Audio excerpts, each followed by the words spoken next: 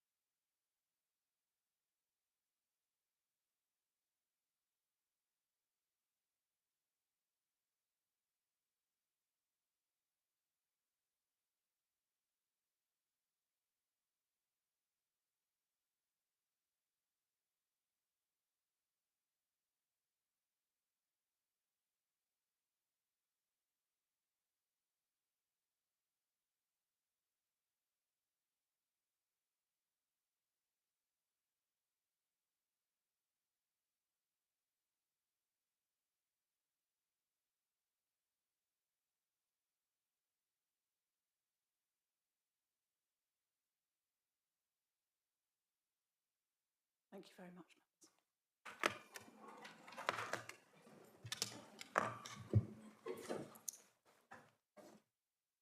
So we'll proceed with the agendas. First of all, we have the minutes of the last meeting. Is everybody happy, members of the executive, that they're a true record of the proceedings of the last meeting?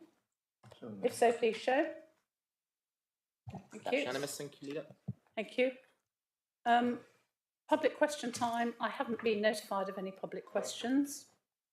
The executive forward plan. Now, you have a version in the minutes. What I have to tell you is that because of the postponement of this meeting, an up-to-date version of the forward plan has now been published on the website and will be circulated to all members following this meeting.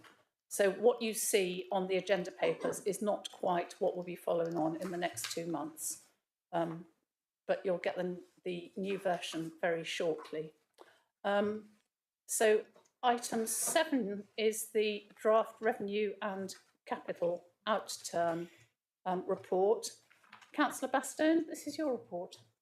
Thank you, Leader.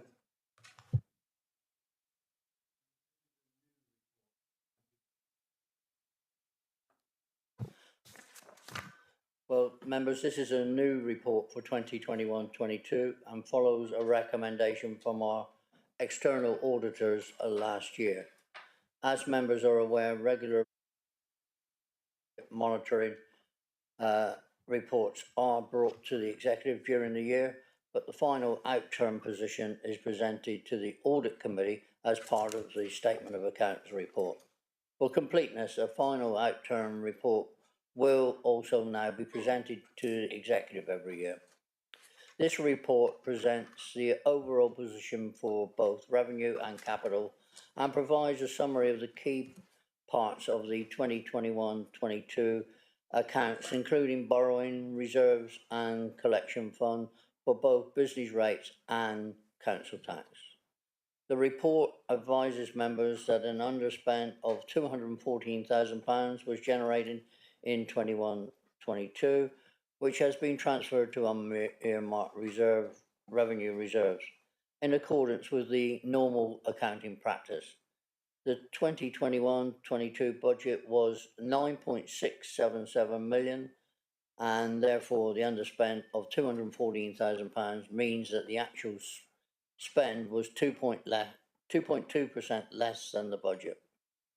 There are 3 appendices to the outturn report. Appendix A, this provides a breakdown of capital expenditure by project for 2021-22 and shows how each scheme has been funded.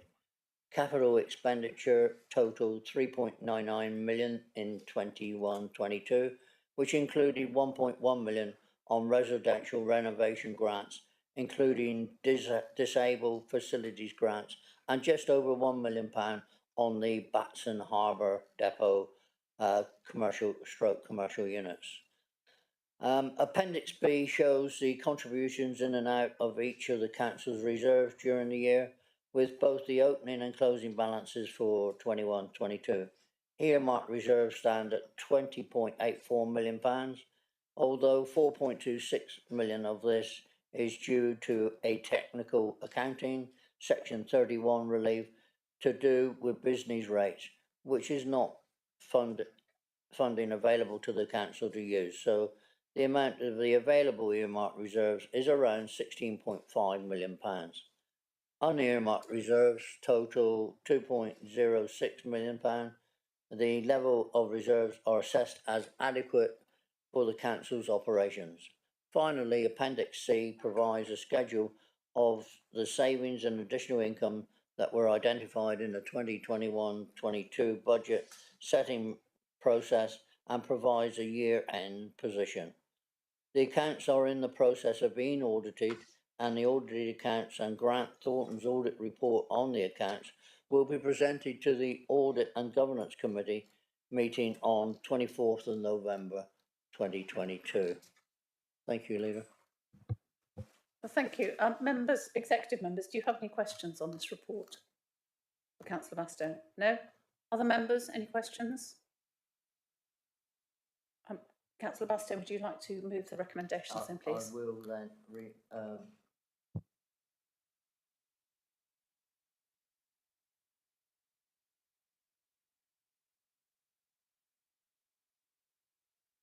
I move the recommendation that the executive resolves to note the draft revenue and capital outturn figures for the 2021-2022 financial year, including the overall revenue outturn position of an underspend of £214,000 for the year. That's 2.2% of the total budget of £9.677 million. So moved. I'll second that. Right, into the debate. Are there any comments, executive members, that you'd like to make on this report? If there aren't, there's one I'd like to make. I'd like to thank the officers very much for writing this report, but to me it seems like an excuse to get Grant Thornton off the hook, because they are taking such a long time to do our audit. And by having this report now, this would normally, we would have hoped, have been the final report on the audit, and in fact it isn't. It's an interim report and can still be changed. But and the problem is that it's actually going to get the audit is running so late that it's going to get mixed up with our officers trying to prepare next year's budget. And so I do feel for you, but there's nothing much we can do about it, I'm afraid. Any other comments from members online or from the floor? No?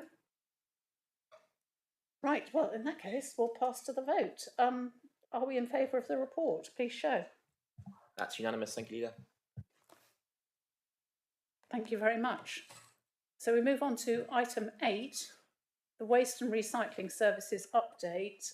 Councillor Baldry.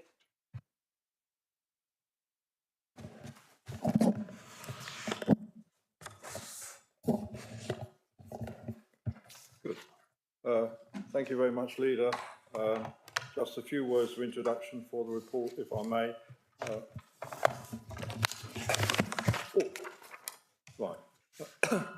I'm just going to say a few words of introduction and then take questions. I think this morning, probably, I'm anticipating we're going to spend a certain degree of time talking about garden waste, but this is a much wider report than that. It covers the full range of waste services and the services hitherto provided by FCC. It is a very big report. I think it is hope members have read it. And as I say, it covers everything, not just garden waste. Secondly, to say that you will see from the report, and I would like to stress this, that there is no quick fix. When we take over from FCC at the beginning of next month, the problems will still continue. We'll still have the same shortages of staff, and we'll still have many of the problems which we will inherit. There will be no quick fix. And thirdly, just in my introduction, I want to thank the entire team for all the enormous work they have done in working to get this ready. It's not going to get any better. Once we take over, they're going to have to work just as hard to put the service right. But in particular, if I may mention from Southam's team, I think Steve Molyneux and Sarah Moody and Hayley Duffy and our newly appointed project manager, Paul Rigby, have been working magnificently to get us to this stage. And as a final vote of thanks, and I've said it at previous meetings and I'll possibly say it again tomorrow, things have not been easy for the service over the last 18 months or so. So I just want to thank all the staff who have been working under very difficult circumstances, the waste staff, customer services, communications, our advisor from Tetra Tech, Len Atchell, and everybody involved who have been working under difficult circumstances. At that point, Leader, I shall leave it and ask for questions if there are any. Thank you, Councillor Baldry. Members of the Executive, have you got any questions? Councillor Hopwood. Thank you, Leader. Point 3.4 of the report on page 17, it says an all-staff welcome meeting is arranged for Saturday the 17th of September. Can you please confirm that that has taken place, and what was the reaction of the staff? Yes, it did take place, and I will ask Mr. Molyneux or Mrs. Moody to answer what happened at that meeting. Thank you, Councillor Baldry. It was a really good meeting. We'd originally had indications from about 80 staff that they were going to attend because they were giving up their Saturday off, the council paying their overtime. We ended up with over 100 staff turning up, and we had I could only describe it as a really productive session. I'm absolutely convinced at the end of that session that the staff want to do a really good job. They want to come and work for Southampton District Council.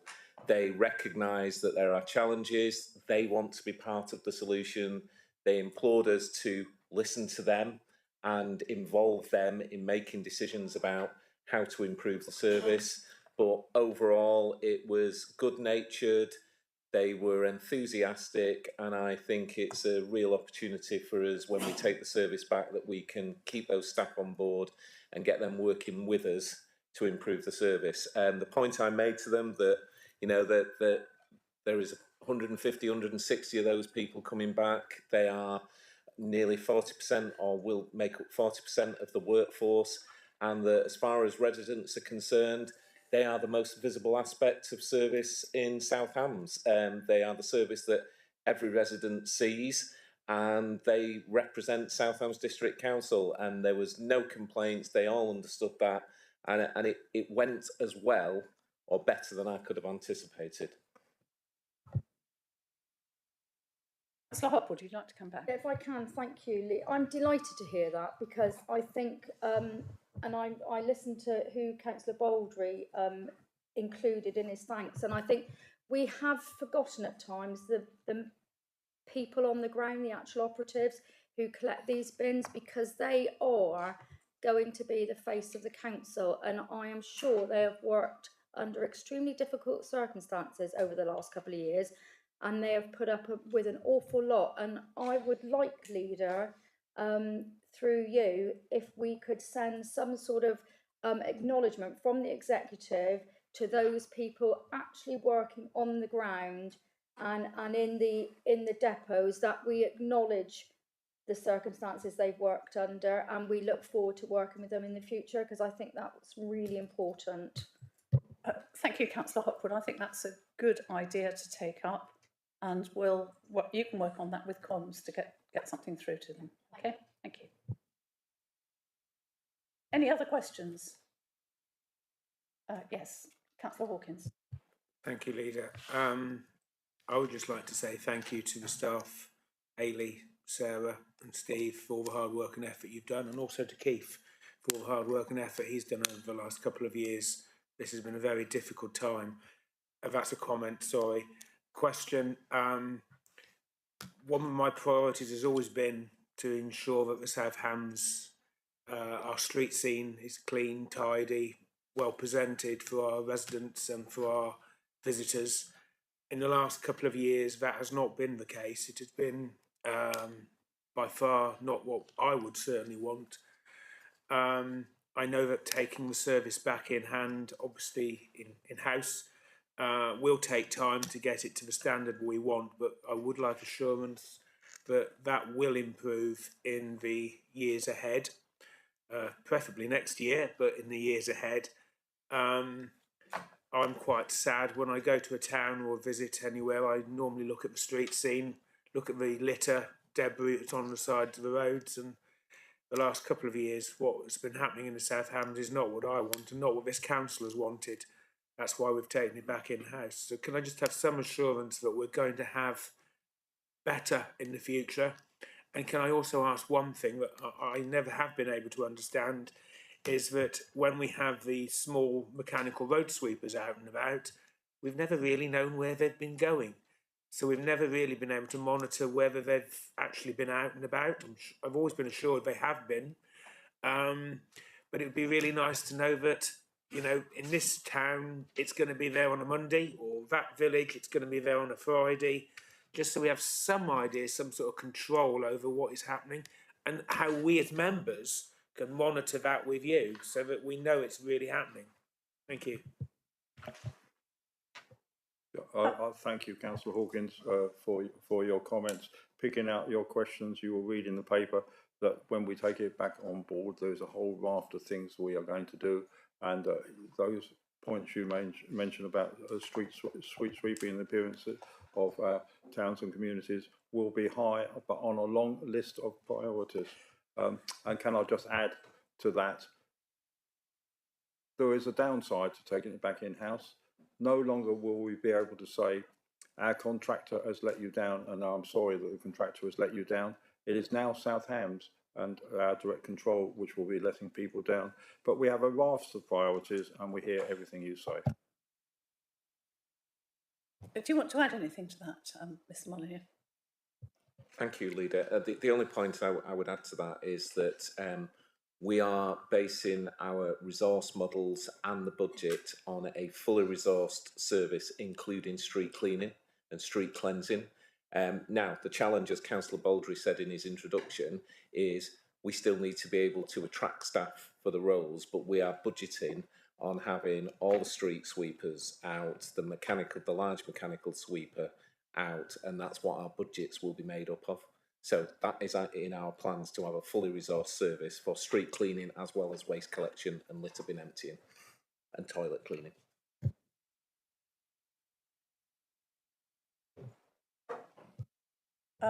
Any more questions from the executive? If not, I'll throw it open to the floor. Have you got any questions from the floor? Councillor Brazil. Yes, thank you. I was just wondering about it's agenda items, not agenda item. It's the part 6 in there when it's talking about the impacts on the wider council resources, and it talks about the appointment of an assistant director to lead the council's strategy, people management, organisational and communication services.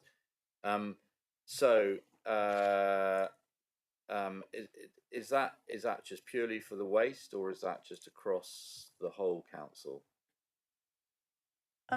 No, Councillor Brazil, it is for the whole council. This reorganisation is as a result of the pressures caused by taking back the waste service in-house, but that is for the whole council. Leader, I think you find the responsibilities are covered in 6.3.1. Thank you, Councillor Baldry. You obviously know this report better than I do, but I have read it several times. Thank you. Just on that then, I mean, that's where I got the confusion, because it says here you're going to appoint an assistant director, and then the head of waste is so it's 2 assistant directors. Is that right? Yes, that's right. That's correct.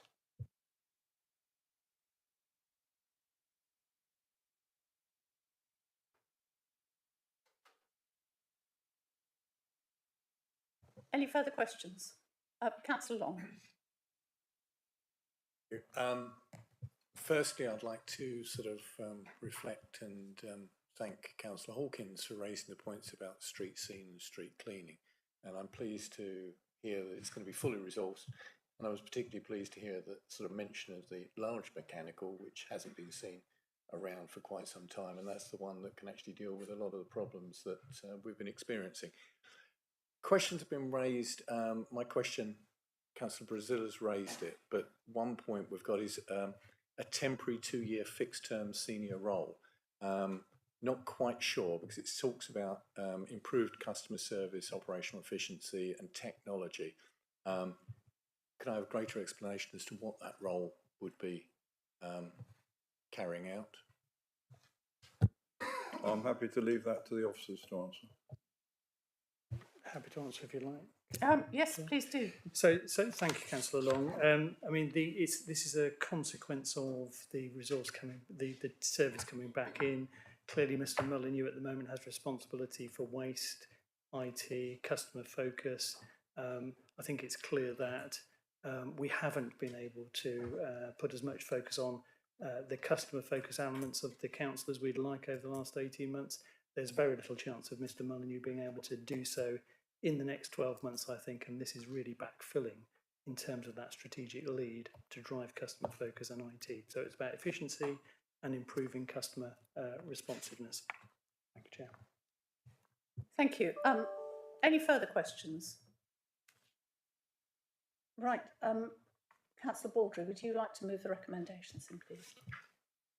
Thank you, Leader. I move the recommendations at 1, 2 and 3 on the papers and the resolution at 4 and 5 and 6 and the recommendation to Council at 7 and 8.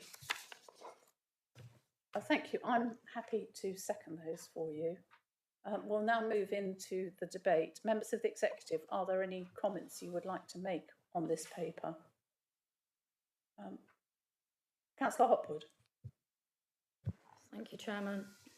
I'm glad that we're nearing the end for bringing the waste service back in-house from the 3rd of October for residents.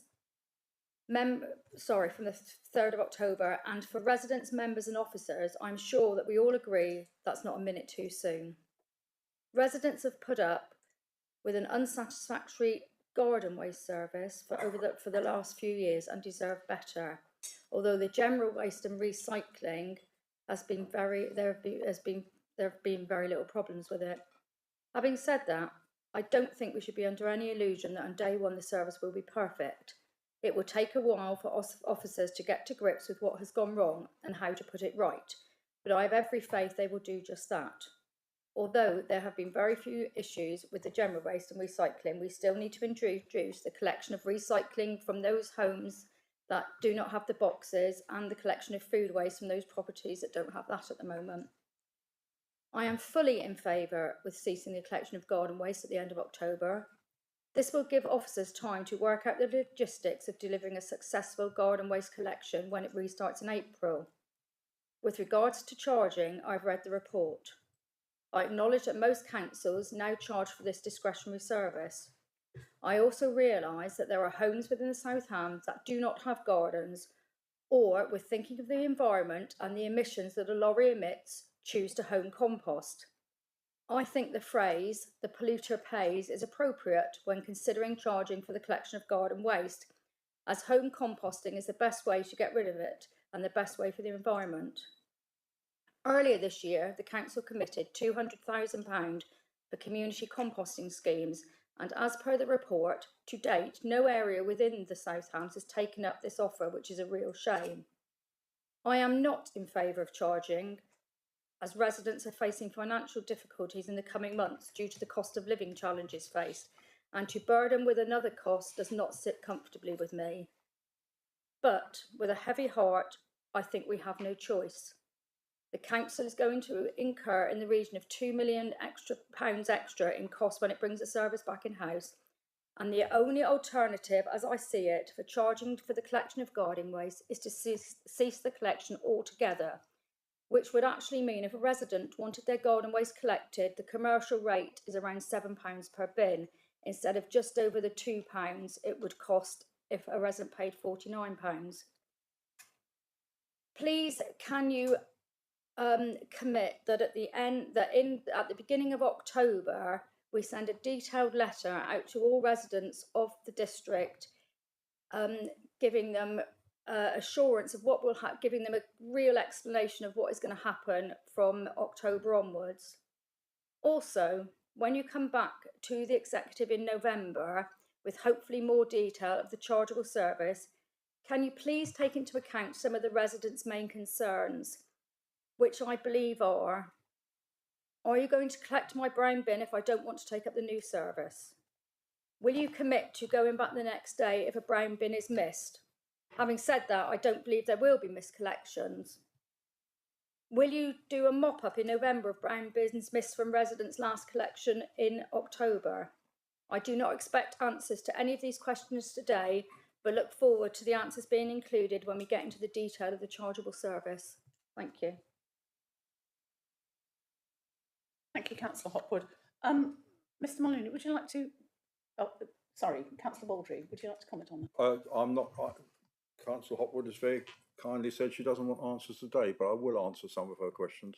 I will say that a letter will be sent out to all residents explaining what is happening, and at the same time it would invite them, if they wish to say they are interested in subscribing to the new paid-for service. On the other matters, yes, we will do a mop-up after the end of October, whether it will be in the first week of November, but all bins will be emptied before we cease the service. Thank you, Councillor Baldry. Are there any more comments from executive members? Just before we move on to the rest of the council, I'd like to make one small comment.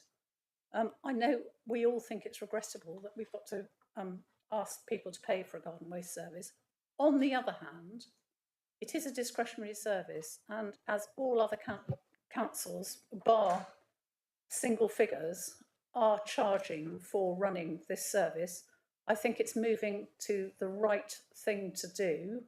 And it's not as if there aren't the alternatives of either disposing of the waste yourself by taking it to the local recycling site or composting in your garden. So if you want your garden waste picked up, I think it's reasonable that we should ask a reasonable charge for people to do this. It's regrettable it's having to be introduced at this stage, and it would have been far better had it been introduced as soon as food waste was taken out of the brown bins, but for various reasons that wasn't possible. It has to happen now, and I think the sooner we get on to running an efficient service to not every household in the district, but only the people who opt in for it, the better.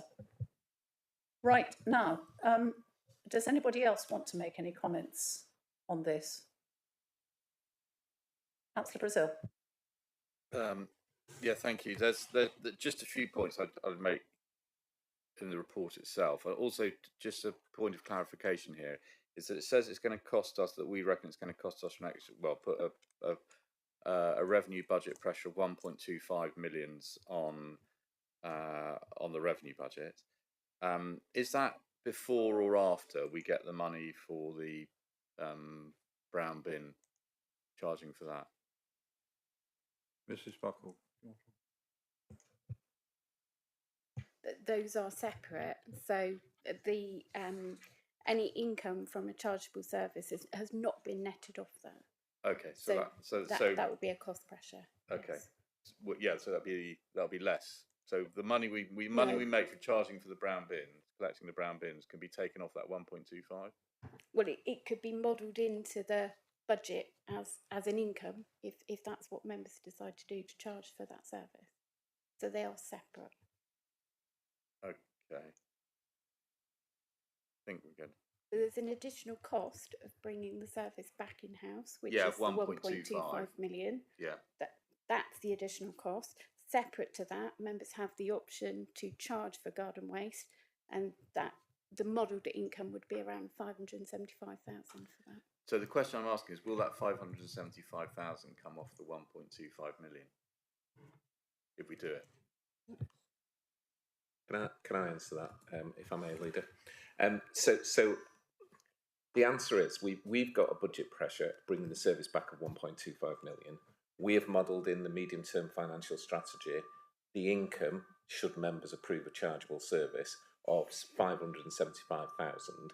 So that would net off against those costs in the overall budget gap that the council will incur of 1.25 million. So the answer, I think, is yes to your question.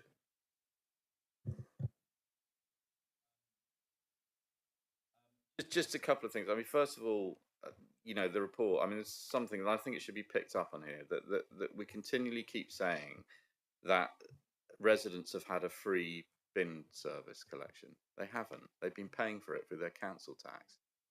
And you know, the idea that somehow, you know, that was all part of the budget, that we were paying FCC a certain amount of money to collect the brown bins. That budget was covered by council tax, and that's why council taxpayers were paying for it. And I think it annoys them intensely when we try and pretend that they've had a free service. They haven't. They've already been paying for it. So I make that point. There's another here, and it talks about whilst incidents of criticism of the workforce have been low, and then it goes to significant press, social media, and council debate on the issues will no doubt have left a proportion of the workforce demoralised and disenfranchised. That's not the reason why they're demoralised and disenfranchised. The reason why they're demoralised and disenfranchised because they've been incredibly poorly managed. They, you know, and again, I think that, you know, the idea that somehow that they're depressed because they've seen some nasty reports in social media. Half the time they've been actually commenting on those social media reports, saying, "Yeah, it's absolute rubbish." Within, you know, obviously they have to watch out for their own jobs, but I mean, it's the management failure that has led that. So let's be clear again that the reason why they're disenfranchised and demoralised is because of management failure.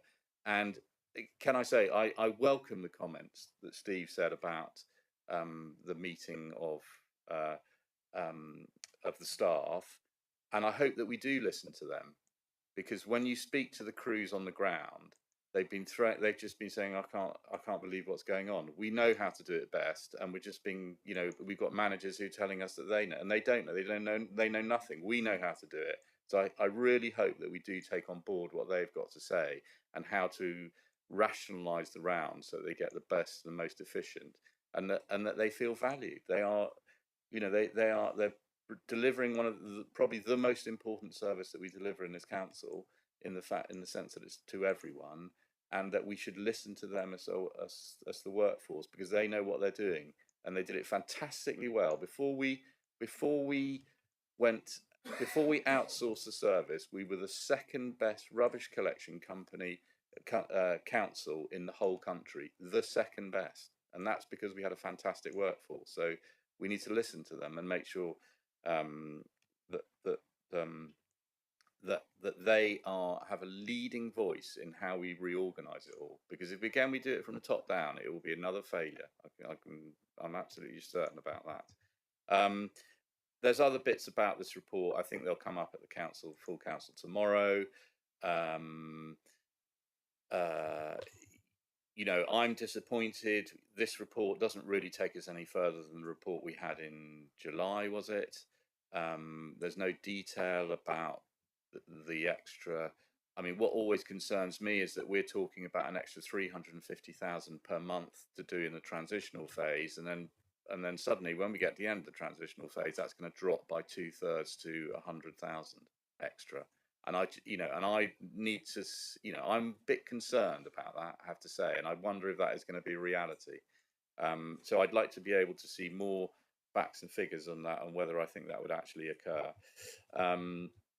I think I've said enough now, and I'll reserve some of the comments that I'll make for the full council meeting tomorrow. Thank you.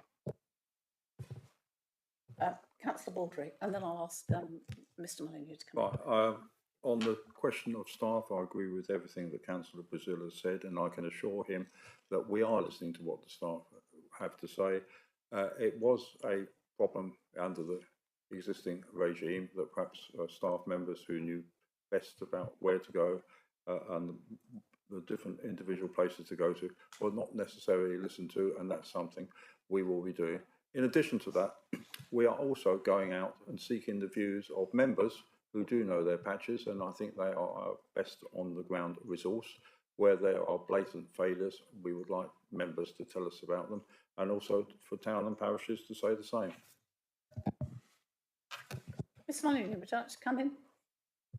So just picking up, following on from what Councillor Baldry said, so we have invited towns and parishes and members to give us feedback of known problem areas, and they're part of the solution as the staff are part of the solution.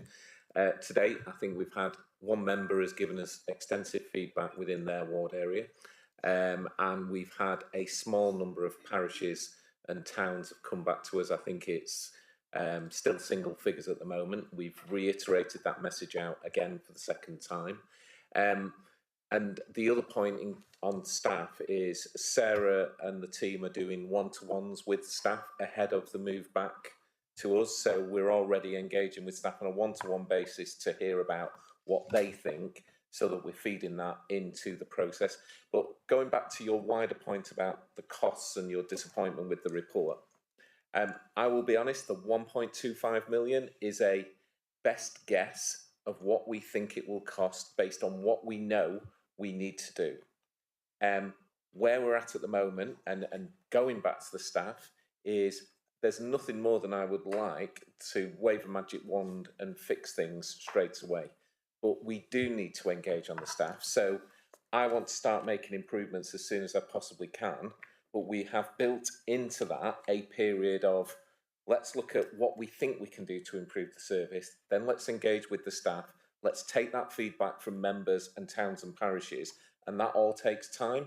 So that's why we're inheriting those operating costs on day one that are substantially more than what we expect them to be, because we need to engage with people to see whether what we're proposing will work and how they might do it and how it will work. So that's why it's not a quick fix. That's why the costs look really excessive in the first 9 months, and they probably will be.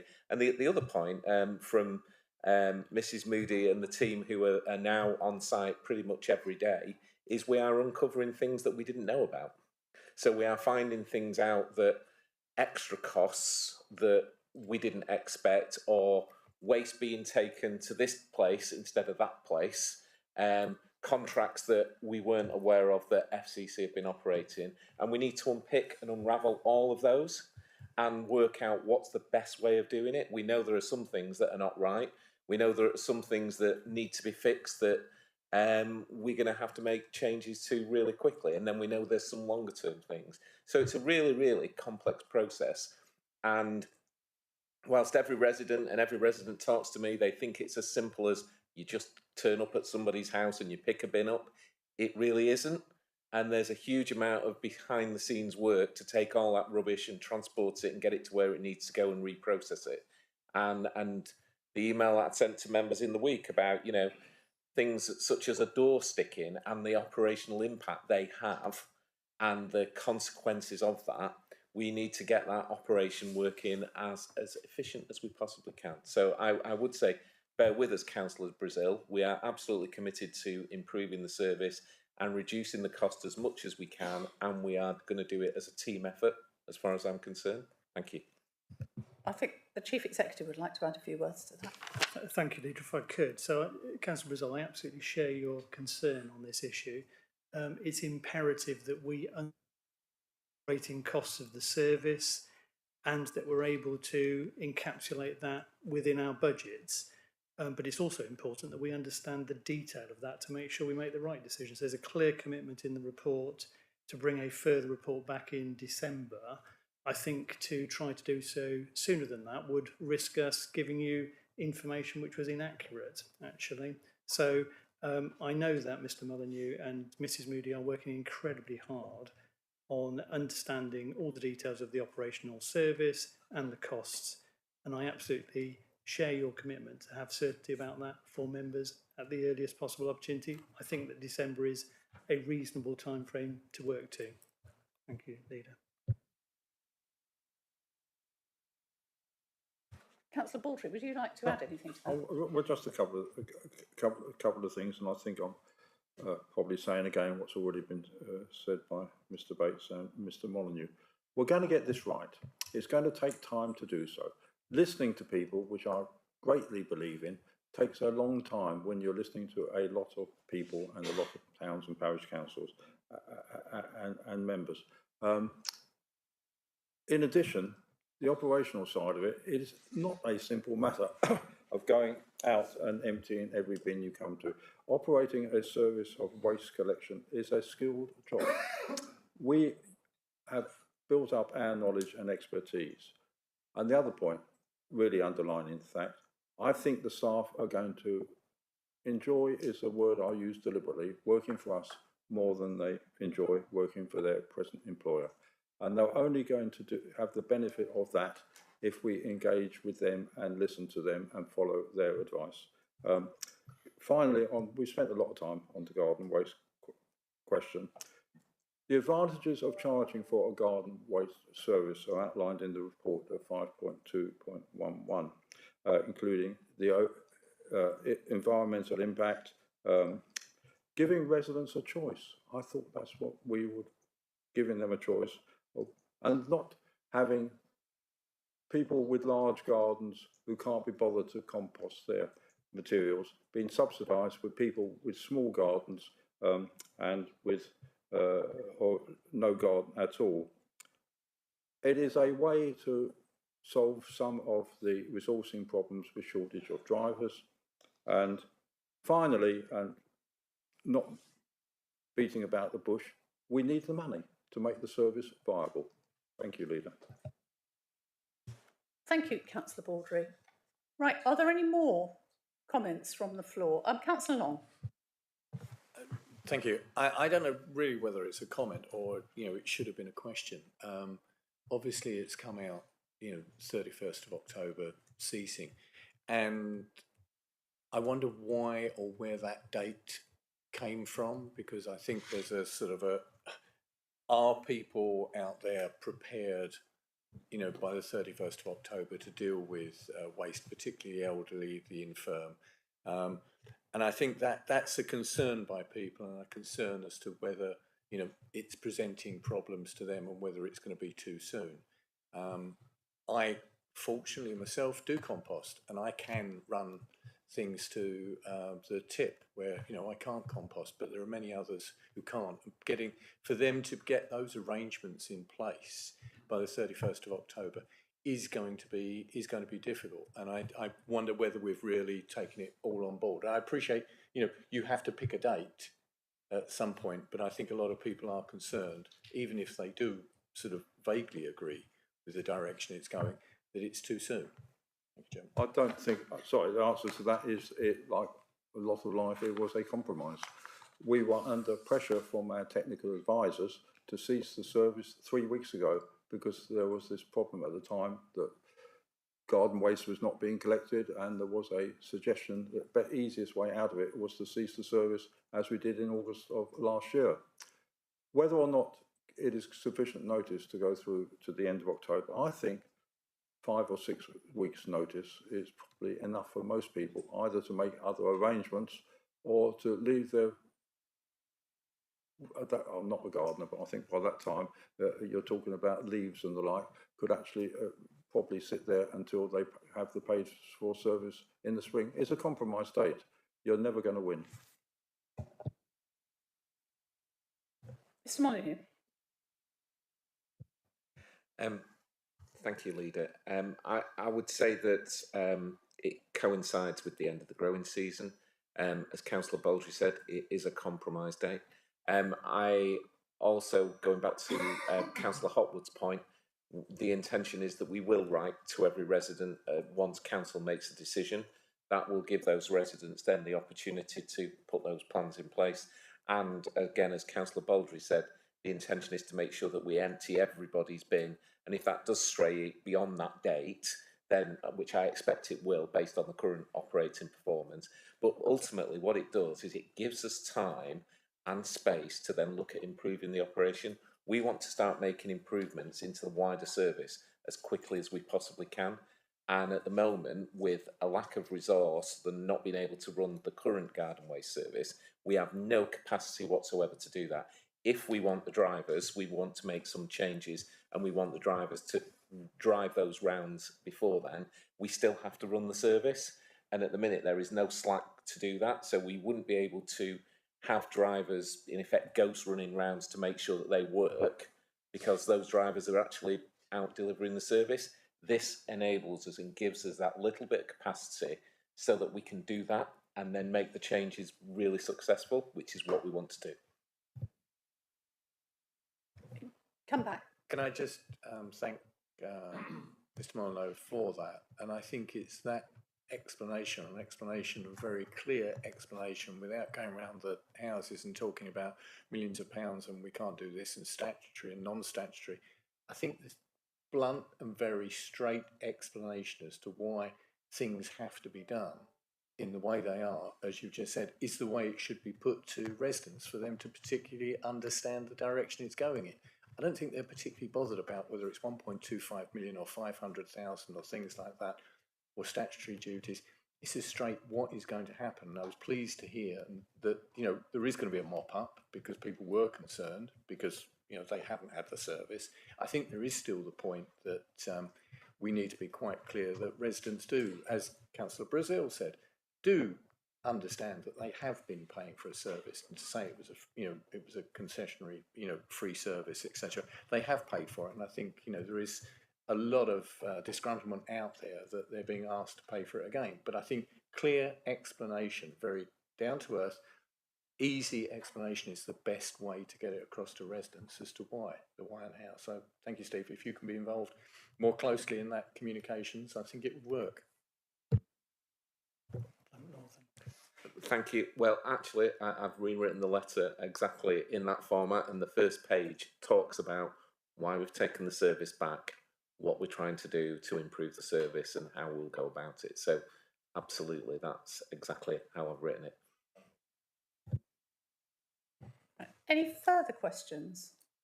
Because if not, we will move to the vote. Right, so you have all the recommendations at the top of the paper, which Councillor Baldry has already spoken about.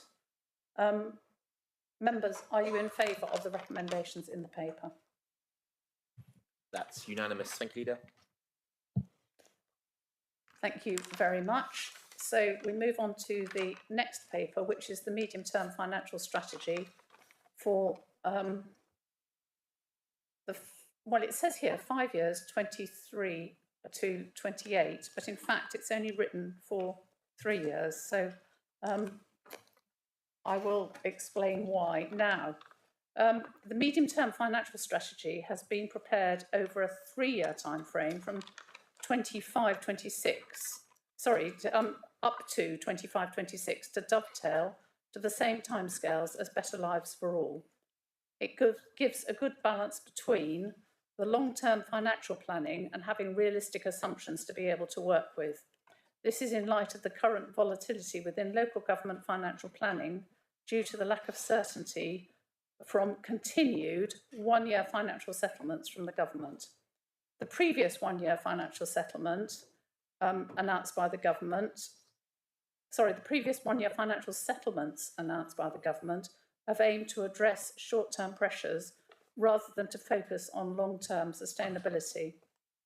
It looks likely that there will be a 2-year final finance settlement for both 23-24 and 24-25, meaning financial settlements that are broadly similar to the last one for 22-23, or the one coming up for 22-23. Sorry, the one we've had for 22-23. But reading anything coming out of government at the moment is a problem. So whether we get that or not remains to be seen. It also remains to be seen whether we get the expected technical consultation paper on the 23-24 settlement. We were due to have it before Parliament's summer recess, and nothing has been published yet, but we're hopeful that there will be some sort of announcement well before Christmas on the parameters for the finance settlement for 23-24. And indeed, all through, we've been saying to them, look, if you don't consult, it doesn't matter. If you don't do this and you don't do that, it doesn't matter. But what we would like to know, or what the bare bones of this settlement are going to be well before Christmas, to enable our officers to draw up a proper budget, because having that information, even a couple of weeks before Christmas, makes a huge difference. If anything is published by the government in the next few weeks, officers will bring an updated budget report to the executive meeting on the 13th of October. But with the turmoil there is at the moment, I don't hold out much hope for it. If there aren't any further announcements, we will revert to our normal timetable of the next budget report being presented to the executive meeting on the 1st of December.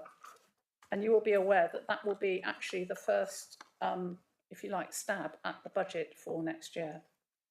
The financial modelling in the report shows the forecast budget gap for 23-24 is estimated at £374,616, which is 3.3% of the projected net budget for 23-24 of 11.47 million. Section 3 of the report sets out the assumptions for the financial modelling, such as that the business rates baseline reset will be deferred until 24-25 at the earliest, with so there'll be no negative revenue support grant in 23-24.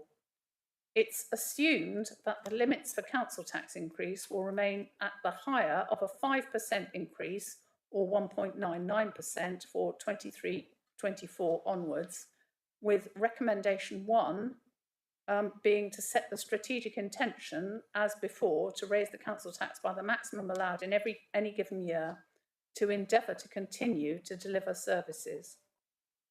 A business rate pooling gain of 300,000 has been modelled for 23-24, and the fair funding review, business rates baseline reset, and other funding reforms now look set to be pushed back to 25-26. Now, there's quite a lot to take in there, but I think basically what we're hoping is that, or anticipating, is that it will be the same sort of settlement we've had for the last couple of years for next year. That is a one-year settlement. Now, this is not really a sustainable way of running a council, because it doesn't enable us to forward plan with any certainty. On the other hand, because we're anticipating it, we are able to take things into account. So that's what the officers have done. I'd like to thank them, as ever, for the very clear way in which this has all been set out, and to say that whilst there is a budget gap of 374,000 plus showing at the moment, there often is at this stage.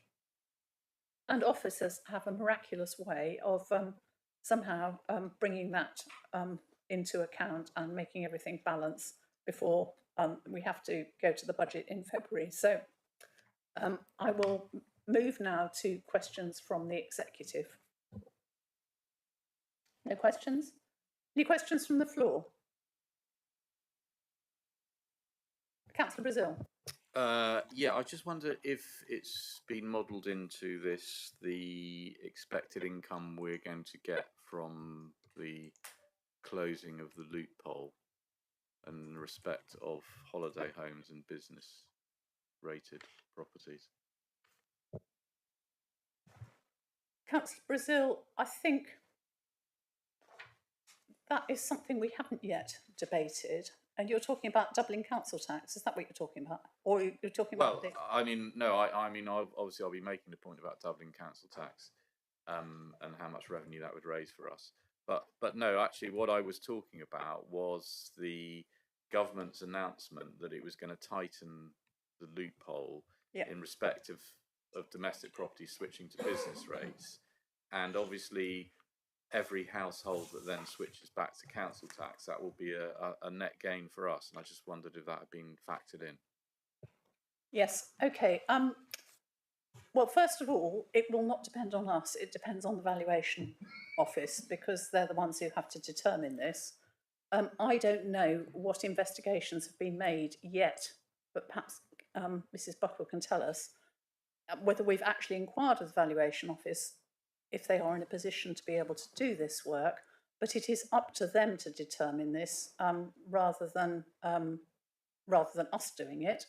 And there is a figure provided in one of the appendices to show the possible Appendix A to show the possible saving that could be made by this, but it won't be until year 2 of what we're talking about at the moment. So it won't be in the next financial year, it'll be in the one following. Does that answer your question? Oh, I mean, I thought the government was going to announce it from this April, which would be in the next this coming financial 22, 23. 23, is it? Have I got my dates wrong? Mrs. Buckle, would you like to give further details?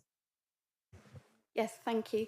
I think there are two separate issues. So I think the issue that Councillor Bizot is talking about is the closing of the business rate loophole, and that's where businesses would have to provide evidence of their lettings to the Valuation Office, and that is something which would come in from April 23.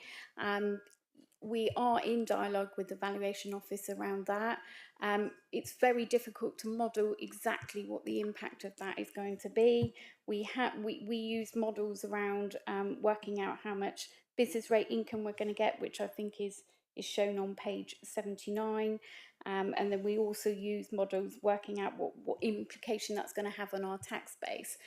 But what will happen is, depending on what happens to those properties, if some of them transfer out of business rates and back to council tax, we would see that when we close the collection fund for council tax as well. So that can also have an impact when you calculate your collection fund surplus for the following year.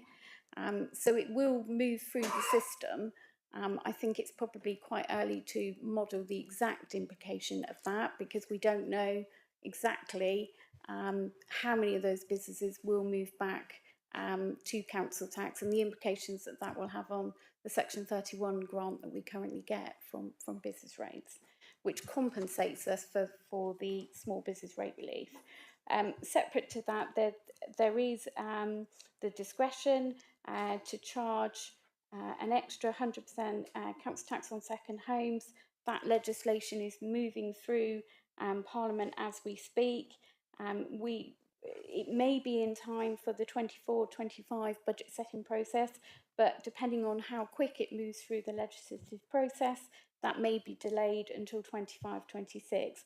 But a member decision on that would have to be taken a year before any implementation. So if it was going to come in time for 24-25, members would have to make a decision really by February 23, a year before it would actually come in. But it is moving through the legislative process as we speak. So we have 3,800 second homes at the moment, and on page 78 we have modelled what the income from that could be. So it could be around 730,000. But as I say, the earliest that could come in is 24-25, and it could get delayed till 25-26.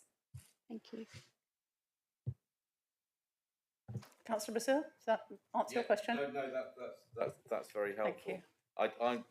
I didn't realise that legislation was going through. I didn't to allow us to charge double council tax. I know it's true in some of where it's devolved powers to the regions, but I didn't realise that was going through.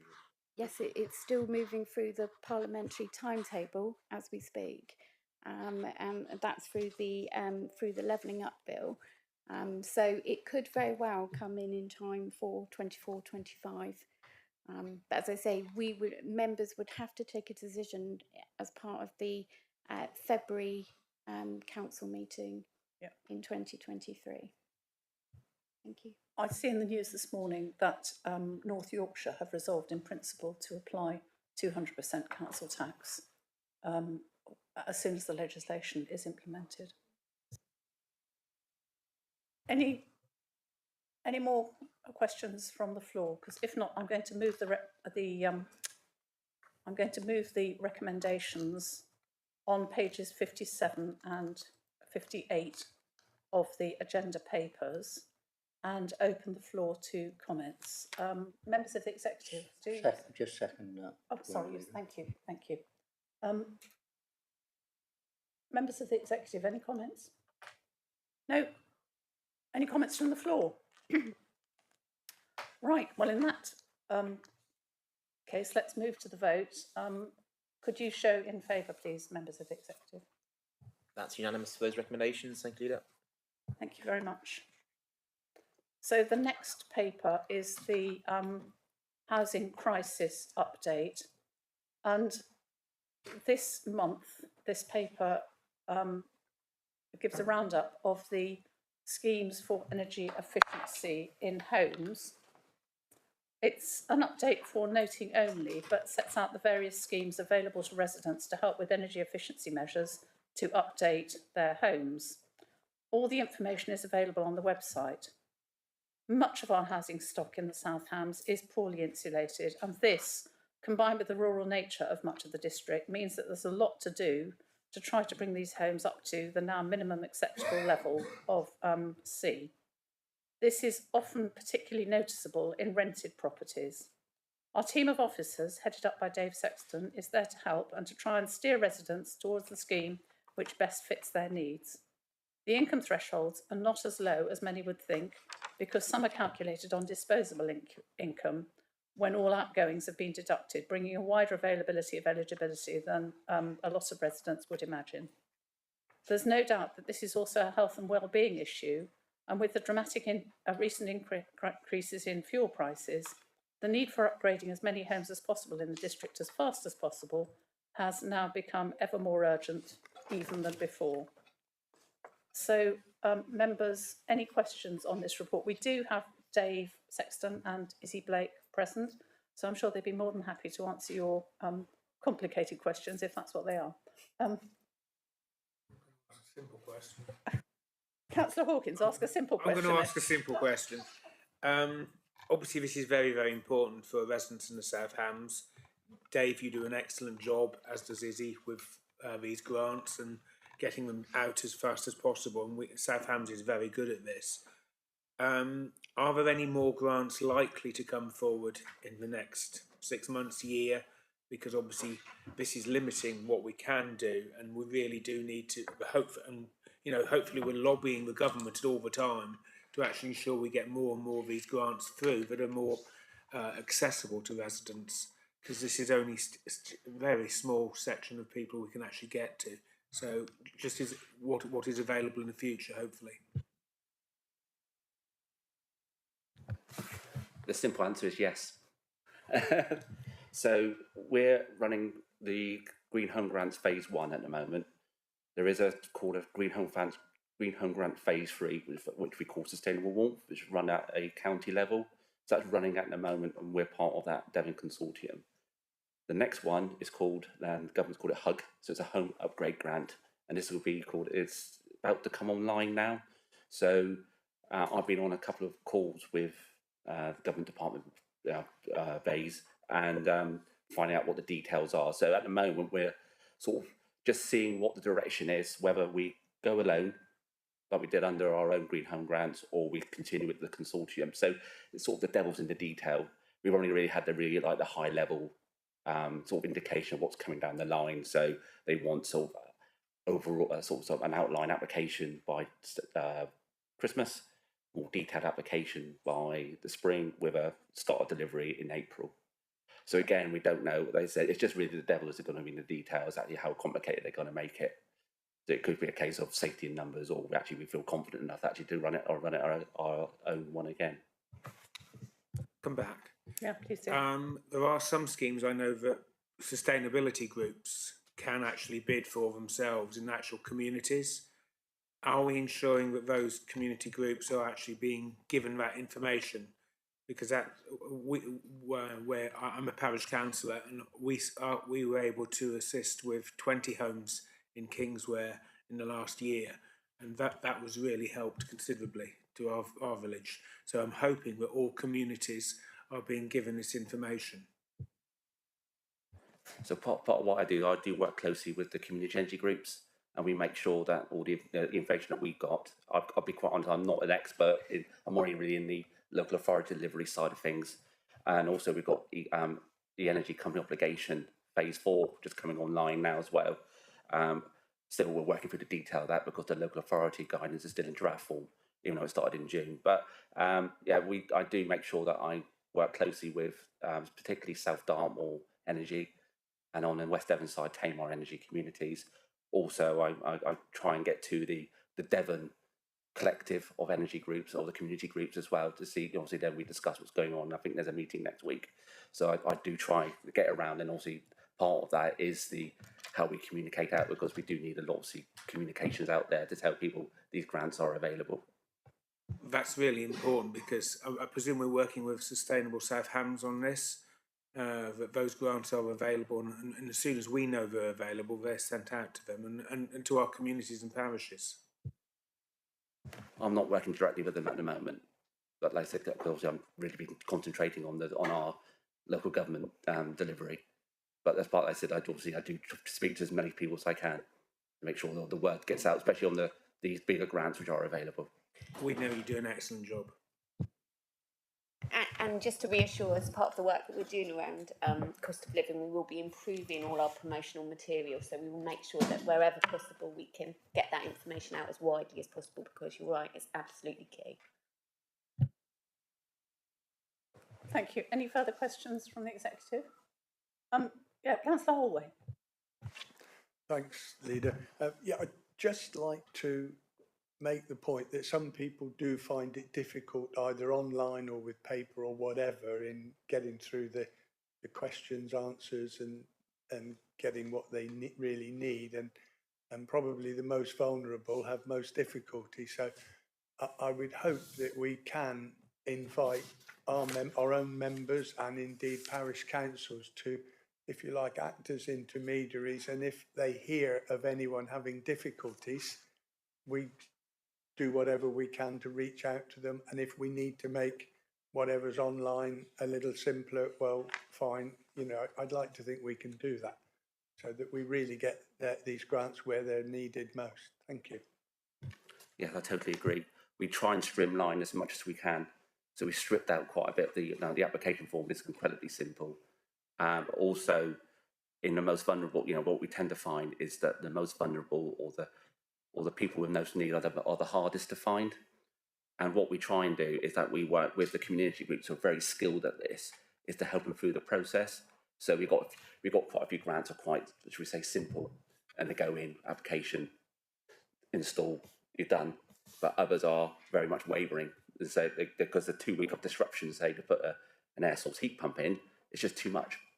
And they said, no, I just don't want it in the end. So we do have the ability to have someone to handhold them through the process who are very skilled at that. And that's where the community energy groups come in. And their partnership in this is invaluable.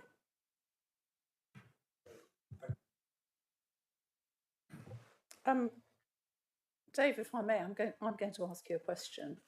How, in your honest opinion, how suitable are these government grants for the majority of properties in the South Hams? Because I recognise that the interface between an air source heat pump and a lot of the houses in the South Hams is not a happy one. And also that whilst, there seems to be quite a lot of money available for solar panels, the electricity you generate, you actually need when the sun isn't shining. So what you need with your solar panels is a battery so that you can use it when you do need it. And the government grants don't seem to be covering batteries. So can you comment on the way these government grants and other grants are structured, and whether they are really fit for purpose for the majority of housing in the South Hams? An easy question then. It is a challenge. There's lots of nuances in behind the grants. So money is good.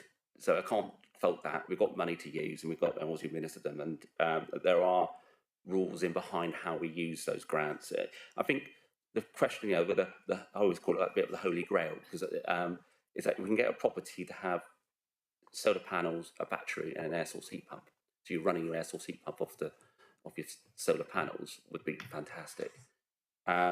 we've got an accreditation standards we've got to work to. So the government said that all these installs are going to meet a certain standard, which does add to the burden and to the cost. So we're estimating just to do the accreditation, because every install which attracts government funding has to have a called a retrofit design. So someone independent is going in. It's not a question of us having, we're going to do 100 solar panels. What we do is that someone's got to go in there, survey the property, and design the retrofit measures in there that's suitable for those properties. So it's sort of moving it around to different ways. We're looking at the whole house retrofit, which is, again, is a very good way forward. But it doesn't, we are talking probably adding sort of £700 to £800 to the cost of the install. So it is, South Hams is particularly challenging. We've got the national park, we've got obviously the coastline, and things are evolving. I remember doing a project 3 or 4 years ago on gas boilers. We thought that's brilliant. Let's do lots of gas boilers. Now I'll get hung if I start doing gas boilers. So things are moving. Air source heat pumps is the latest kid on the block and what have you. It's not suitable for every property. So you've got to go for fabric first. So you've got to look at the insulation. And actually, and I'll be quite honest, people don't find that exciting. People want a PV on their roof to say that that's what I've got. I've got one of those on my roof. If I say I'm going to put some internal wall insulation in, they go, oh no. Or and also external wall insulation for the single skin walls would be fantastic. But again, national park, conservation area of outstanding natural beauty brings its own challenges. So we've got to be realistic that we're not going to be able to help all the properties out there with current technologies and regulations. So what we're trying to do is, obviously, with the money available, because under our Green Home Grant, we attracted £900,000 worth of funding, which is only 90 homes. And I got to, for our project, I've got to stick to an average of 10,000. I tried to push it with a meeting with Bays last week, because I'm ravaging around 10,800 and they wouldn't have anything of it. But £10,000, you think, wow, doesn't bring you much nowadays. Average air source heat pump, 15 to 20,000, maybe 25, depending on the size of the property. External wall insulation, probably the same. PV with battery, around 10. Internal wall insulation, again, around 8 or 9,000. Loft insulation, because again, you've got time to get all the stuff out and all the stuff back in again. Again, you're talking thousands. So you've got to get, realistically, £25,000, £30,000 per property. And that's doing, then obviously then you start adding up then with all the properties which we have got. So it is an absolute challenge. But like I said, we've got to look at it from, like I said, really the fabric first, and perhaps make that more exciting for people to realise, actually, let's reduce down our energy consumption first before we start. But it's sometimes the question of getting the grants out the door and stuff like that. If you've got like a tight deadline, that's probably where we say fit for purpose, is having this stop and start. What we're trying to do is a bit of continuity, so that hopefully with how they are rejigging the home upgrade grant applications, rather than being one delivery window, you go right at the beginning and try and spend it by the end. They're doing it in stages, as well as you can draw down a little bit each time, and also you're not doing it as a competition. You're doing it as you've got to meet the threshold. So the government have changing the way they are giving the money out.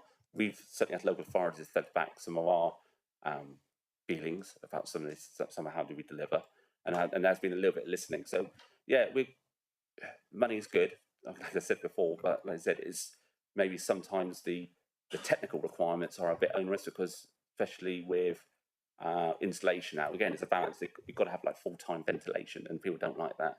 Whereas it would be more passive ventilation. You may have to actually have mechanical ventilation, and people don't want a fan whirring in the background. So again, sometimes it's what the lab says, and what's the British, or was it the what's it called, the British standards? That's what they're saying, and it doesn't really translate. I always call it that's the London standard. How does it translate to the Devon standard? Thank you very much. That's helpful. Right. Any more questions from the floor? No. Right. Well, in that case, this paper is only for noting, but I will now open it up for comments. Any comments from anybody? Well, in that case, shall we vote? Yes, there is. Councillor Brazil, sorry. Yeah, thank you. Yeah, just say that you know, I welcome all the work that's being done, and I know that we've got a paper coming to us, the council, tomorrow about how we're going to update our climate change. Is that right? I think it's tomorrow, isn't it? Yeah, the climate change. I mean, I think we should bear that in mind. I mean, what I find incredible. I mean, I listened to a presentation about a local plan somewhere in East Devon, I think it was, and they were talking about how they were going to build these houses, and that was going to create lots of jobs, because after they'd built them, they were then going to retrofit them with all the energy. I mean, it's just an absolute madness. So I just very much hope that when we go through that paper tomorrow, that we you know, I mean, one of the things I'm going to say about it is there's lots of should do, and I just think we know that we need to be more sort of must. And I appreciate there are problems, because they'll say, well, you know, you can't change your local plan without, you know, without going through inspection and consultation and things like that. But you know, we are to take, if we're to be serious about this, we've got to start building houses that have all of those things that Dave's talked about in place already. And you know, we can see the size of the task in front of us. And I know you said it was rules and regulations. I think I think that the elephant in the room is the money. You know, I mean, you say here, I think you quote in the report, 50 to 60 million pounds to do 4,000 houses. You know, we haven't got that money. I know that. But you know, it's the energy crisis has crystallized people's mind and concentrated and focused us in, and how important a massive issue it is. I know it's the finances that are driving it more than the climate change at the moment. But I think if you know, we as a planning authority and a housing authority should be right at the vanguard of delivering these kinds of grants. And then just finally on that, I do have quite a lot of residents of mine get in touch who've been slightly confused by it all, shall we say, that they've applied for grants. What happens is that a third body gets in touch with them and says, you can get a grant, and then they phone them up and they sign it up. They're nervous about it because they think it might be some sort of cowboy outfit, which I understand. Sometimes those contractors have been recommended by the district or indeed the county, but they haven't been doing what they said they were going to do. They're either very late or it doesn't happen. Scaffolding goes up, but the solar panels don't come in. And I wonder, it seems to be a bit of a mishmash. I mean, I don't know if you find that there seems to be lots of people doing lots of different things, and as a result, the consumers becoming confused, particularly the elderly. And if it's something that we might be able to streamline or make better. It is a complex landscape, because you've got a number of schemes running all at the same time. So, for instance, just say today we've got, well, the council's Green Home Grant Phase 1 is finishing next week, and I'll be glad to see. I've been working it for a couple of years now, so I'll be sort of glad to start write the closure and report on that one. Plus, we've got the Green Home Grants Phase 2, which is a regional one being run by Happy Energy and E.ON. Then we've got the Sustainable Warmth, which is the consortium of Devon authorities. They're all running on at the same time because of so many extensions, and because we just couldn't deliver like some of the stuff in the start of the timescale. Then you've got something called energy company obligation, which is pretty what the green levy pays for in our energy bills, which has been delivered via the energy companies like E.ON and OVO and the likes. And obviously that's where their funding goes through to these companies, which are the ones who are phoning up and, like I said, doing their own marketing. So what we've been doing behind the scenes is that I've been part of it's called Cozy Devon, but it's like a partnership between the local authorities and some of the community energy groups. We've been speaking very closely with Devon Trading Standards to make sure that any of those companies who want to do work in South Hams and they want to use our local eligibility criteria for energy company obligation, they've got to sign a code of practice, which states out a lot of the trading standard requirements. And we do speak to each other. So one goes a bit rogue in Teambridge, we'll get a black mark in South Hams. So again, we've never recommended anyone, we say these are the list of companies which have signed the code of practice, which means that they've got to do it in a timely manner. They've got to adhere to the, as a trading standard requirements. They're not allowed to cold call. They've got to be clear. It tends to be the lead generators, which are the sort of the fly in the ointment, because they're the ones who go out there and probably promise the earth and then can't. The installer side of things are usually, once they get out there, they're usually most of the time pretty good. And also as well, we don't hear too many bad stories, but it is a very complicated landscape because there's so many schemes running at the same time. So again, that's how I work with the community energy groups to make sure there is clarity. And what we're trying to do is think of a sort of, I've been thinking about it this week about how do we not sort of advertise the more regular companies, but how do we sort of subtly support them to say these are the ones who are reliable, and these are the one and avoid the ones which do not. So that's what I've been thinking along the lines of this week, and how we work as a Devon, as a consortium, so that anyone comes in, and because actually Mid Devon usually gets hit because they're they're sort of quite easy to get to on the M5, and so they sort of veer off at Tiverton and start being a pain there, and then we get to hear from them before they get down to South Hams. But again, we're already in contact with, when I do speak to a couple of lead generating companies, they say, one's better with breaking your neck in a little bit, and say that when we find out who your installer is, we find out what the address is, we may not sign that declaration because it's been done in the wrong way. But also there's a secondary part of energy company obligation called the help to heat, which is the benefit people on benefits. We don't get any oversight of that whatsoever. So that's a big grey area which if they're only on support any of the past 14 benefits, we don't know about them, and they could be promising anything to anyone. And that's probably where they do try and, especially with elderly and stuff like that, which will pension credits and what have you, they've probably got more chance of hitting someone on the right benefit. So there is, like you said, but it's usually word of mouth. And as soon as we hear about something, we do put the word out. Thank you for that. I think there is a good deal of confusion because of the number of schemes out there, and I think the more we can do by through communications and referring people to the website to have a look and see what they think might be best for them, better. Right, any more comments? Because if not, executive members were asked to note the contents of the report along with the progress to date on the schemes and to continue to support the Council's energy efficiency work. And I'd like to thank Dave and his team for all the work they do, because it is valuable work. I know it's slow, I know it's painstaking, and it maybe feels like, it's a long route to get there, but what you're doing is valuable, so thank you very much. Right, everybody happy to note the report? Yes? That's noted, thank you, Leader. Thank you. So our next report, also mine, is about homes for the Ukraine.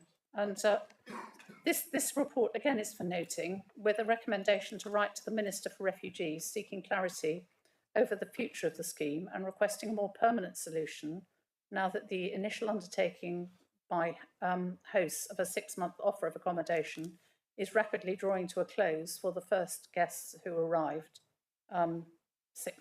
nearly 6 months ago now, bar a few weeks. It sets out what the Council has done and the challenges our officers face. I'd like to thank them for the unstinting hard work and dedication that they have put into this scheme to try and make it a success in every aspect. The funding provided for by the government to support our work has so far proved adequate, and I think Devon County Council set up a very good scheme with the districts, as we would expect from a Team Devon solution, and it's working well. We all join in thanking the hosts most sincerely for opening their homes to Ukrainian guests fleeing the unjust war in their country, but we also recognise that this was only ever designed as a temporary scheme. The situation has been further complicated by the recent resignation of Lord Harrington, meaning that at the moment I'm not even sure we've got a minister to write a letter to. Further, there is additional pressure from government to house Afghan and Hong Kong migrants, and indeed recently a hotel in Paynton has been taken over for the former. Our housing situation is already in distress, and any additional pressures will be very difficult to accommodate, not because we don't want to help, but because there simply is no spare capacity in the system. And there is already evidence that our economy is stressed as a result, with a host of unfilled posts, both in the public and private sector, because people who would like to move into the area to work can't find anywhere to live that they can afford. There have already been a few instances of homelessness where relationships with hosts and Ukrainian guests have broken down. And I think we're beginning to see the difficulties of finding temporary accommodation for them. Sometimes they have to be moved out of the area, and obviously this isn't good for children who have to change schools and all the rest of it. So it is a difficult problem, as it is for anybody who's homeless. We're anticipating that the ending of the 6 months initial offer will cause further difficulties, and whilst officers will do everything they can to help, temporary accommodation or new tenancies will mean upheavals for these families and their children, none of which is desirable when they've gone through so much to get here in the first place. News is also awaited regarding an increase in the monthly amount payable to host households, given the increase in energy prices and general inflation. But otherwise, I'd like to thank officers for the report and ask if anybody has any questions, because Izzy Blake and Neil Hall are here to answer them for us if you have. Councillor Baldry. Yeah, thank you. It's really about, well, first of all, I think the officers, and especially Neil Hawke, have been absolutely brilliant in learning very quickly this new area and getting up to speed on it, and I've always found him very helpful on the general subject. It's really the £350 monthly payment which the host family gets. Do we know whether that is going to increase or change? Or I think it is becoming one of the reasons why host families have become less reluctant, because it's costing them probably more than 350 quid a month.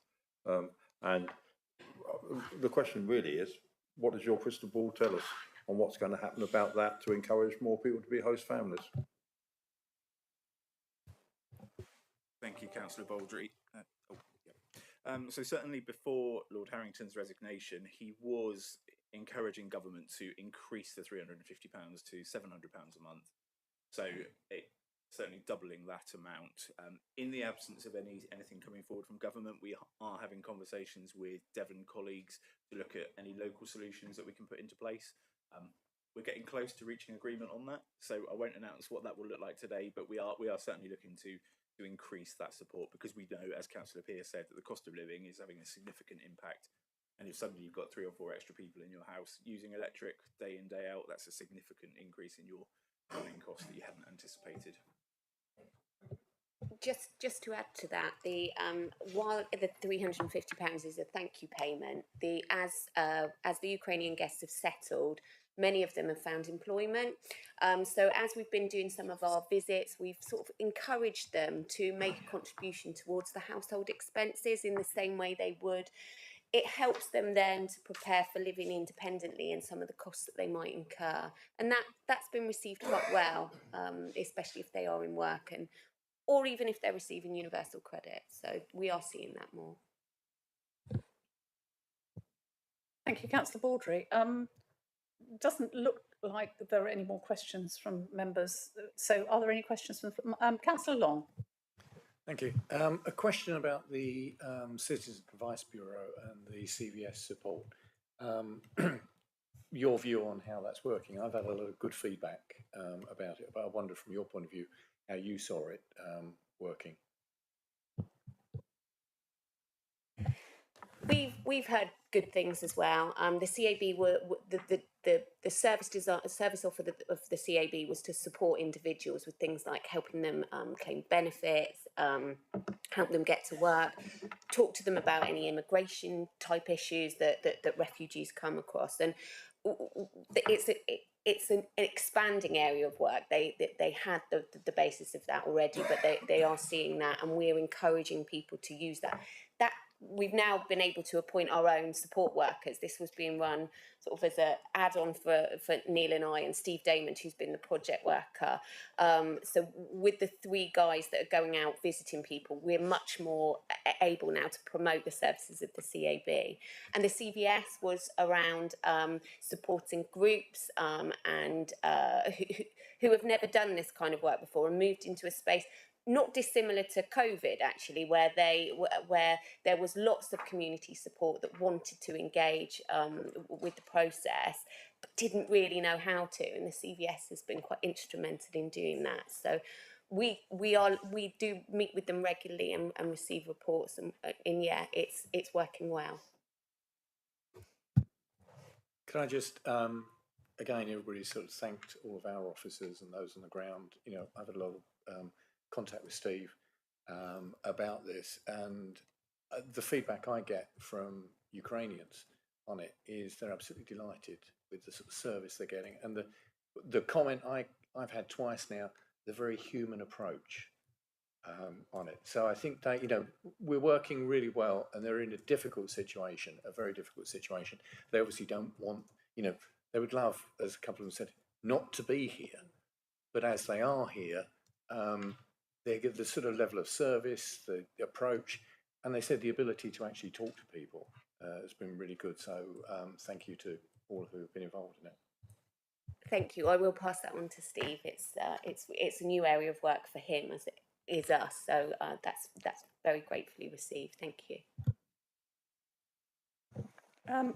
Yes, I'd like to endorse that, and I'll now move the recommendations in this report that we note the progress, that we can try and write to the Minister for Refugees seeking clarity for the future of the scheme, and we note the significant contribution our hosts, voluntary community and the voluntary community sector have already played in welcoming the Ukrainian guests to the area. And I would like to add to that my thanks to the team as well, because this has been,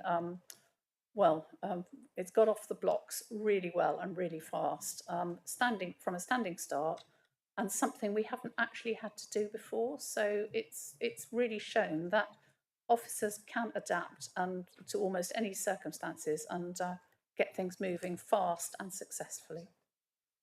Right, any comments from, yes, Councillor Baldry. Just briefly, I echo everything you just said. I think the team's been outstanding in picking up a new ball and running with it. I was just going to make a comment on recommendation 3. I hope what I said in my question is not seen as a negative comment. I am full of admiration for the hosts who've been willing to open up their homes and take people in. I think that it's an outstanding thing, and the people in Southampton who've done it need to be congratulated.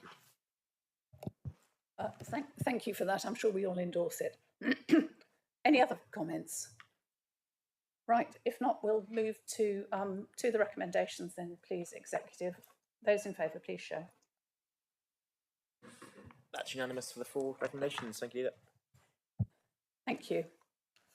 So the final, my final paper, there's one more after this, is on the cost of living crisis, item 12. We know that the increase in the cost of living is hitting many households in the South Hams very hard. Many have already been struggling to pay high rents, and the increase in energy prices will really send them to the edge. I've asked Councillor Hopwood to take on special responsibility for all aspects of what could well become critical during the winter, largely because she's already responsible for communications, and much of what we can do or facilitate as a council will need to be communicated carefully and sensitively to residents so that we help them in the best way we can for their individual needs. She will be responsible for overseeing the development of our response and its implementation. I would like to take this opportunity to say to all residents affected by the cost of living crisis that the Council stands behind them in solidarity, and that we will do everything we can to help you by way of advice or helping with one of the various grants we have available. Whilst our direct response to the cost of living challenge will be limited, we have a clear role in coordinating partners and highlighting all available support to residents. We shall also lobby government through the LGA and MPs, not only for immediate help through remission of energy charges, but also for longer term solutions securing future energy and food security. As yet, it's unclear exactly how much government help there will be, but an indication in the last week or so showed that gas prices are falling back from their peak at the end of August. The slides at the end of the report distinguish our level of control over the outcomes of this programme. As you will see, we are heavily dependent on joint working with partners, and the influencing and enabling role that the council can play. Members, any questions? First of all, Executive, Councillor Baldry. Hello. Sorry, paragraph 4.4, it is recommended to designate a senior officer to work with Councillor Hopwood. Which already overworked and highly stretched officer is that going to be? Well, Isabel, Mrs. Blake is sitting there, and I think it's falling on her as far as South Hams is concerned. But she will no doubt have a team of people helping her. So yes, it is a bit like that at the moment, isn't it? We keep picking up sort of things that maybe nobody saw coming, and we just have to accommodate them and get on with it. And that's what officers at South Hams do. They're well known for it, and I'm sure it'll work well. So thank you very much, Izzy, for that. Any further questions? But a good one that was, Councillor Baldry.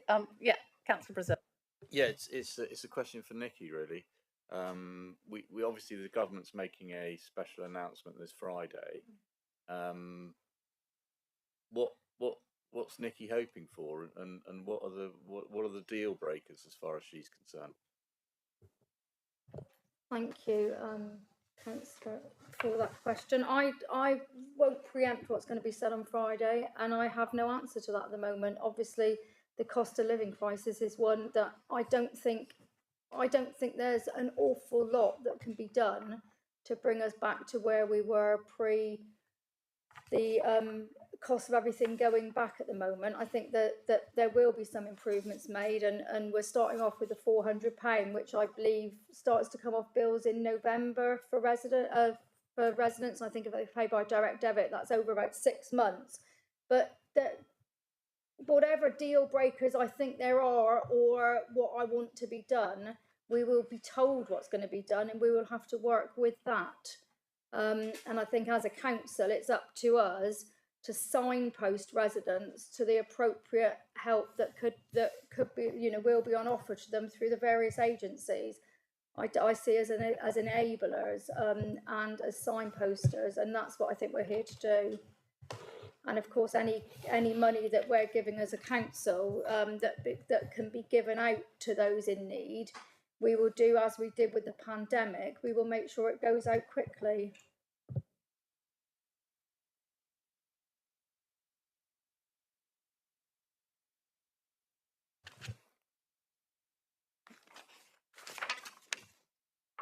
Councillor Brazil, there will be a further report in October on the cost of living crisis, and we shall then be able to take into account the measures that the government has announced. So it's difficult to read crystal balls, as no doubt you're aware. So, but we shall by then have the information and be able to assess it. Any further questions? Councillor Rowe. Thank you, Chairman. I'm concerned not only for householders, but also for small businesses, our village shops. Some of you will have read and no doubt seen or heard our own village shop in Stoke Gabriel, not wishing to be parochial. However, her electricity bill had jumped from £400 to about £1,700 in the space of, I believe, 1 month. So are we going to at some point also be able to consider our small businesses, our village shops, butcheries? The butcher in Gampton is shutting part-time, and there is a lot of, I'm looking for the word, concern about small village shops as well. I know supermarkets and all the rest of them, it will be the same for all shops and businesses right across the country. However, I am concerned for our small businesses within our own local areas. So will we be able to consider them at some point in time, please? Thank you. Councillor Rowe, I believe the government is making an announcement today on businesses. Now, it's not long-term support, but I think it will see them over the next few months. I think the problem will be whether the energy suppliers are prepared to enter into contracts with them if the government support is only short-term. But as I'm sure you're aware, we don't have any funds that directly that we can give to businesses. We do have some funds that we can give to householders for emergency relief, but we don't for businesses, and we are reliant on what the government will do. Now, I'm sure the government is aware of the situation and how serious it is, and I'm hoping that Jacob Rees-Mogg will come up with the goodies when he speaks today, because I think it falls to him now, because he's now the minister, isn't he? So watch the news. Don't watch us for that one, I'm afraid. Thanks. Councillor Hopwood. Thank you, Chairman. The government, it was announced, I just heard it on the radio when I came up here this morning, that they're going to put a wholesale energy cap on businesses, wholesale energy price of businesses, and it will be capped for 6 months from the 1st of October. Thank you. Well, that's going to be very expensive for all of us in the future then, but thank you for that news. Oh, Councillor Holway. Thanks, Chairman. Just to say that I think our staff have done wonderfully well shelling out any government money that has come their way. I've had several compliments from individuals and from small businesses where during the COVID, you know, we were getting grants out and getting money out to them. And I think we've probably led the way. And I really just want to congratulate our staff for doing that. And I'm sure that whatever the government come up with in future, we will be ahead of the game again. And just want to say well done and thank you. I think we would all endorse that. I think sometime we need to make a list of all the extra things that officers have had to turn to and do during this council, because I think the list will be fairly long and almost as much as the day job they're meant to be doing in the first place. So we do recognise and thank you very much for that, and for carrying on doing the day job, notwithstanding.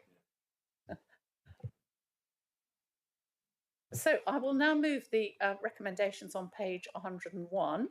That Councillor Hopwood takes this this task over, and you'll see the rest of the recommendations there. Do we have any comments on that before we move to the vote?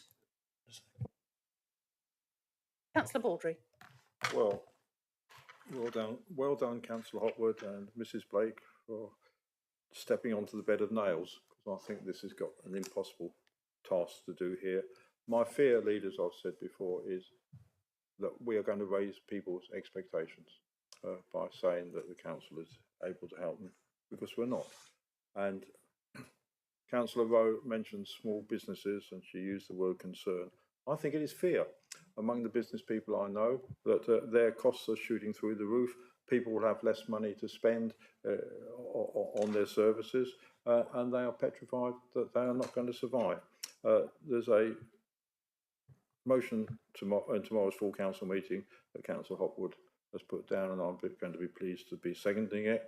And on that occasion, I shall become, I think, slightly more party political than I am today, because this is not the occasion.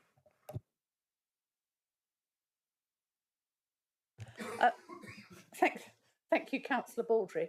I think our residents have been through cycles of fear in the last 2 to 3 years, what with COVID and all the fear that was put in them. Well, I think there was real fear before there was a vaccination, wasn't there? That we didn't know what the illness was and people were afraid of dying and catching it and all the rest of it.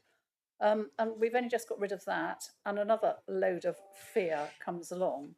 And I've always cynically said that governments use fear to control people, but I think in this case, actually, the governments have been spooked too, because they've been things beyond their control. But I think largely this cost of living thing is a result of Russia's completely unjustified attack on the Ukraine. And like it or not, we are actually at war, even though we're not fighting it, because this is our end of that war. And the sooner we can help the Ukraine to drive them out, the better. But even if that won't be the end of it. Still, this is not a party political broadcast or any sort of broadcast. We're here to consider this paper. I agree it's not going to be an easy thing. But I suppose I'd better ask for comments from the rest of the floor now, if anybody's got any. No? In that case, members of the executive, can we move to the recommendations on page 101? Would you show if you're in favour, please? That's unanimous. Thank you, Leader. Thank you very much. So we move to the final item on the report, which is a request for the renewal of a long lease. And at this stage, I have to ask, can I move that we exclude the public and press from the proceedings, as this is an exempt report? All those in favour? That's unanimous to move into part two, think, Leader. Thank you. Right.